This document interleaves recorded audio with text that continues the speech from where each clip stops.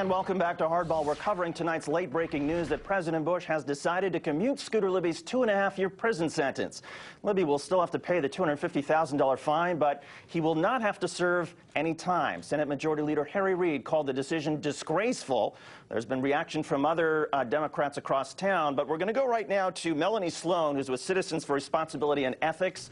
She joins us in Washington. She is a representative of Joe Wilson. It was Joe Wilson's wife, Valerie Wilson, whose identity was compromised, sparking the beginning of the CIA leak investigation. And Scooter Libby, of course, was convicted for lying to a grand jury and to the FBI during the course of that investigation. Melanie, first of all, what's your reaction to this commutation?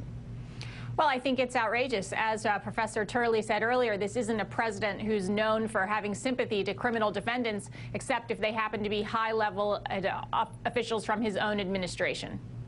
Melanie, Joe Wilson never testified in this case, so isn't this sort of a separate issue from whatever damage may have been caused to Joe Wilson and his wife, Valerie?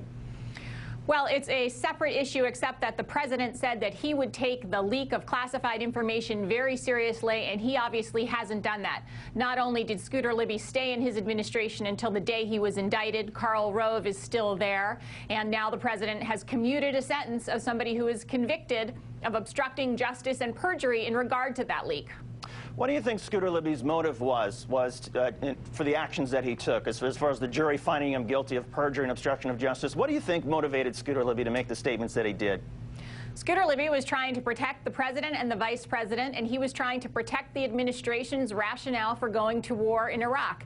Joe Wilson had written an editorial in the New York Times undercutting that administration rationale, which was that Niger had not, in fact, sold yellow cake uranium to Iraq, and the administration said they were going to get Joe Wilson for telling the truth, and that's what Scooter Libby did. But Melanie, Scooter Libby was not charged with leaking classified information or disclosing Valerie Wilson's identity. He was only charged with lying about actions during that crucial week. So again, what was his motivation to lie? Well, he was clearly covering up what happened. I mean, obviously, I can't get into Scooter Libby's head, but you say only, but obstruction of justice and perjury are very serious charges, and the president and most Republicans have thought they were very serious charges up until the day Scooter Libby was indicted on those charges. Okay, Melanie Sloan, who speaks for Joe Wilson tonight. I want to bring back in Jonathan Turley, who is an attorney, and Bob Terrell, who's with the American Spectator. And Bob, your reaction, obviously some anger in the Joe Wilson camp tonight. Yeah, I think that, didn't she start by saying that there had been a leak that was an illegal leak, and wasn't that discovered that it wasn't an illegal leak?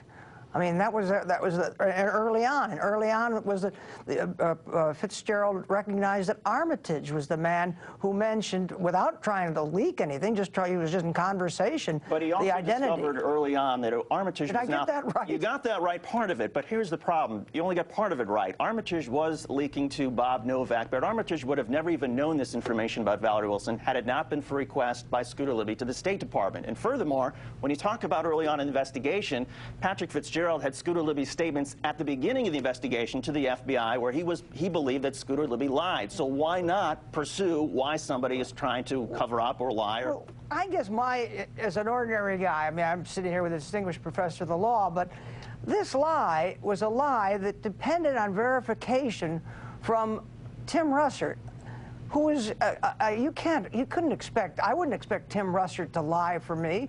So the lie most likely was confusion rather than a lie. It depended on verification from somebody who was not involved in this at all. A jury rejected that argument. It wasn't confusion. Mr. Libby was convicted by a jury of 12 citizens who found that he obstructed justice and committed perjury, and that their confusion was not the answer. That was a defense they gave forth. I'm not speaking as a jury. I'm speaking as an observer.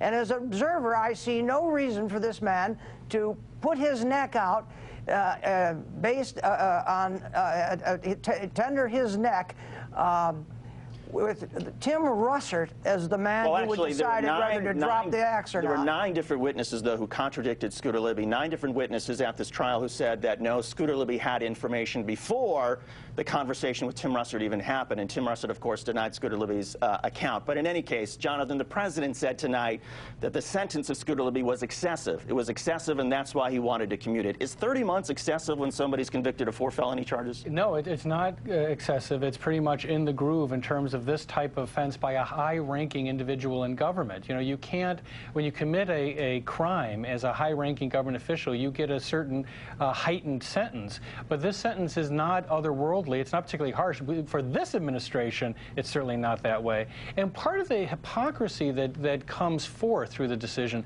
is that you also had a president who not only said, I'm going to let the legal system run its course, but at the very beginning he said, if we find out who the leaker is, I'll fire them.